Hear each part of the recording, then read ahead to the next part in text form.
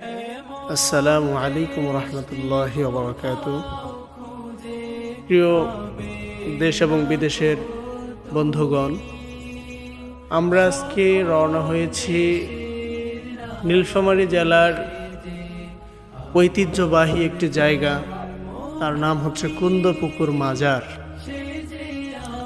কুন্দপুকুর মাজারের উদ্দেশ্যে আমরা রওনা হয়েছি। আমরা 3 বন্ধু আছি, আমি সাথে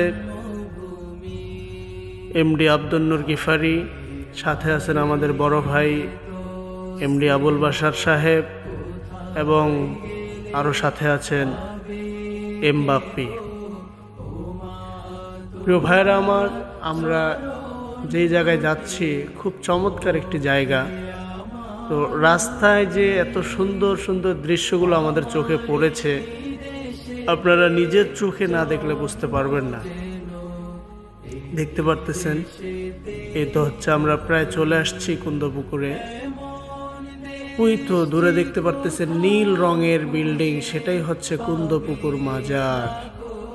মাজারের পাশে দৃশ্যমান একটি অনেক বড় দিঘি,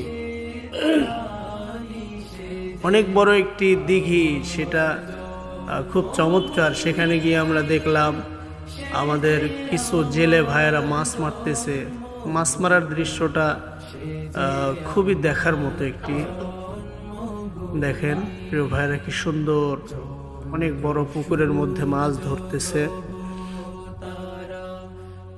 আমি দাঁড়িয়ে দাঁড়িয়ে দেখতেছি আমাদের বাপ্পি ভাই তারা কতগুলো মাছ ধরেছে সেটাই অনুমান করতেছেন। সেখানে অনেক বড় বড় মাছ রয়েছে। হ্যাঁ, মাছ দেখা শেষ। মাছ দেখে ভাই অনেক খুশি। দেখেন আমার ভাই জাল বড়শি কিভাবে ফেলে, সুন্দরভাবে বড়শিটা নদীর মাঝখানে মারলেন। এভাবেই মাছগুলি ধরা হয়। এরপরে আমরা 3 জন একটু দাঁড়ালাম এবং একজন ভাই ছিল, বললাম ভাই একটু ভিডিও করেন। 3 জন এক ফ্রেমে বন্দি। খুব সুন্দর লাগতেছে আমার ভাইদেরকে, বাপ্পি ভাই, বাসার ভাই এবং আমি।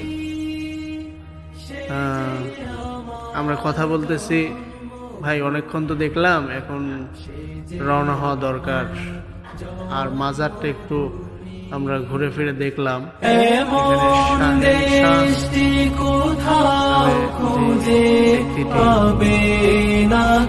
অনেক আগের একটি মাজার, সকল দেশে আমার জন্মভূমি, সে যে আমার। দেখা হবে অন্য কোনো ভিডিওতে। খোদা হাফেজ।